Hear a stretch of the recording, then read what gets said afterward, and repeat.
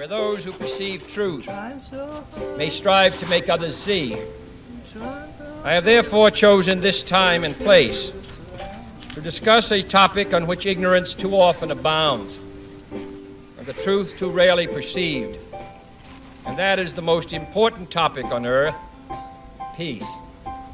What kind of a peace do I mean, and what kind of a peace do we seek? Not a Pax Americana, enforced on the world by American weapons of war, not the peace of the grave or the security of the slave. I am talking about genuine peace, the kind of peace that makes life on earth worth living, the kind that enables men and nations to grow and to hope and build a better life for their children. Not merely peace for Americans, but peace for all men and women. Not merely peace in our time, but peace in all time. I speak of peace because of the new face of war. Total war makes no sense in an age where great powers can maintain large and relatively invulnerable nuclear forces and refuse to surrender without resort to those forces. It makes no sense in an age where a single nuclear weapon contains almost 10 times the explosive force delivered by all the Allied air forces in the Second World War.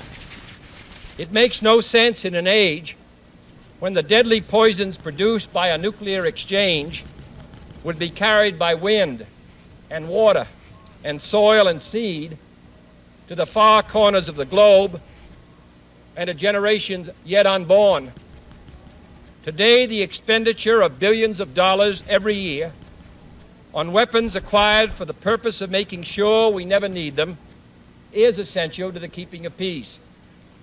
But surely the acquisition of such idle stockpiles, which can only destroy and never create, is not the only, much less the most efficient, means of assuring peace. I speak of peace, therefore, as the necessary, rational end of rational men. I realize the pursuit of peace is not as dramatic as the pursuit of war, and frequently the words of the pursuers fall on deaf ears, but we have no more urgent task. First, examine our attitude towards peace itself. Too many of us think it is impossible. Too many think it is unreal. But that is a dangerous, defeatist belief. It leads to the conclusion that war is inevitable, that mankind is doomed, that we are gripped by forces we cannot control. We need not accept that view.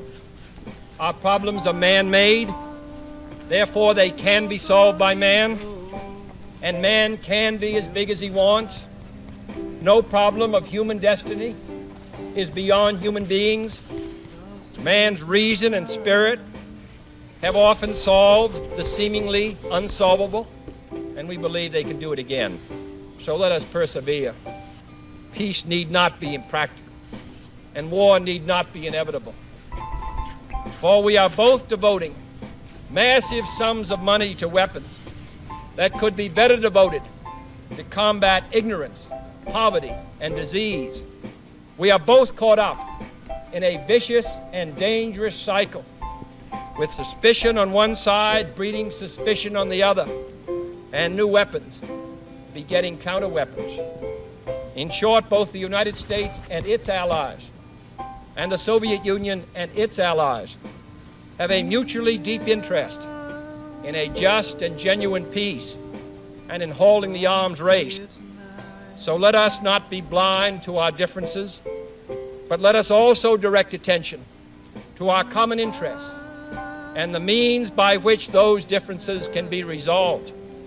And if we cannot end now our differences, at least we can help make the world safe for diversity.